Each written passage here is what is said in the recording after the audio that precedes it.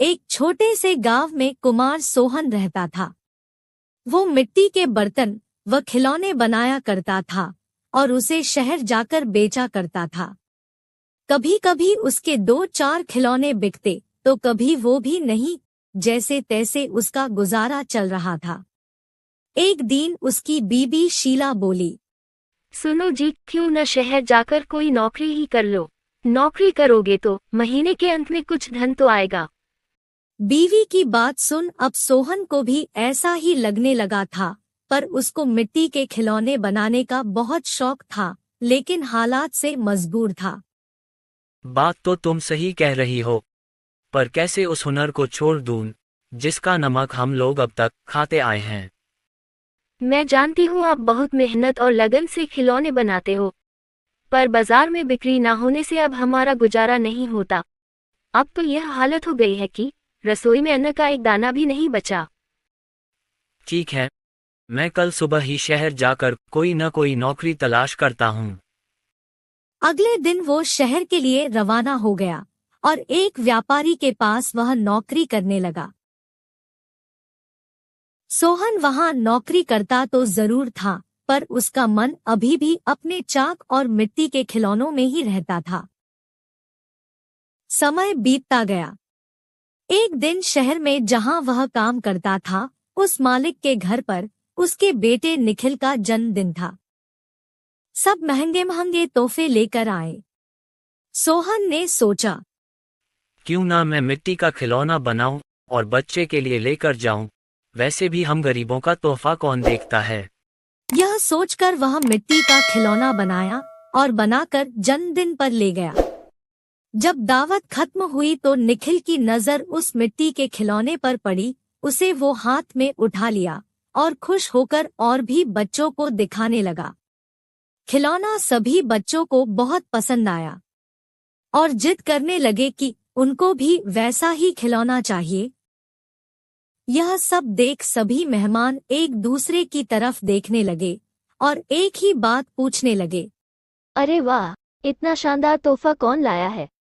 इतना महंगा तोहफा ये किसने लाया होगा?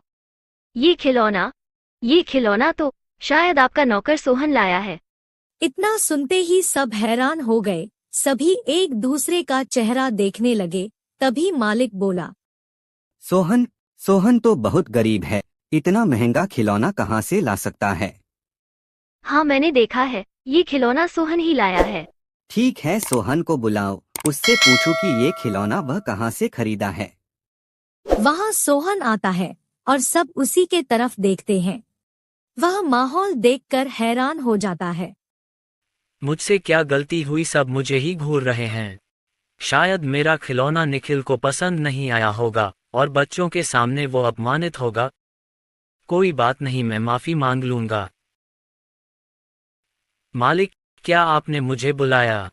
हाँ सोहन, क्या यह खिलौना तुमने दिया है? हाँ मालिक। तुम यह खिलौना कहाँ से लेकर आए हो और इतना महंगा तोहफा तुम लाए कैसे? इतना सुन सोहन मन ही मन खुश होता है और मुस्कुराते हुए बोलता है, माफ कीजिएगा मालिक, ये कोई महंगा तोहफा नहीं है, यह मैंने खुद बनाया है। गांव में यही खिलौना बनाकर मैं अपने परिवार का गुजारा करता था, लेकिन इससे अब घर नहीं चलता, इसलिए आपके यहाँ नौकरी करने आया हूँ। अरे वाह, तुम क्या अभी है खिलौना बना सकते हो? और सभी बच्चे को तुम्हारा खिलौना बहुत पसंद आया है, इन्हें भी ऐसा ही खिलौना चाहिए। सोहन खुश होकर बोला, हाँ मालिक, बिल्कुल बना सकता हूँ। जब कल मैं आऊँगा तो खिलौना बनाकर लेते आऊँगा। अगले दिन सोहन ने शानदार रंग बिरंगे खिलौने बना कर दिए। यह देख मालिक ने सोचा, क्यों ना मैं खिलौने का भी व्यापार करूं। वह अपने बीवी से बोला, सुनीता, सोहन खिलौना बहुत अच्छा बनाता है, उसे खिलौना बनवाकर शहर में उसका भी व्यापार कर लें। उसे सोहन को उसके मनपसंद का काम भी मिल जाएगा और उससे अच्छी तनख्वाह भी मिल जाएगी, साथ ही साथ एक मोटी रकम हम भी कमा लेंगे। ये तो अच्छा विचार है जी। यह सोच मालिक ने सोहन को खिलौना बनाने के काम पर लगा दिया और बदले में हर महीने अच्छी खासी तनख्वाह देने लगा और रहने को घर भी दिया। यह सब पाकर सोहन और उसका परिवार बहुत खुश हो गया और सोहन को उसके मनपसंद का काम भी मिल गया। दोनों हंसी खुशी रहने लगे।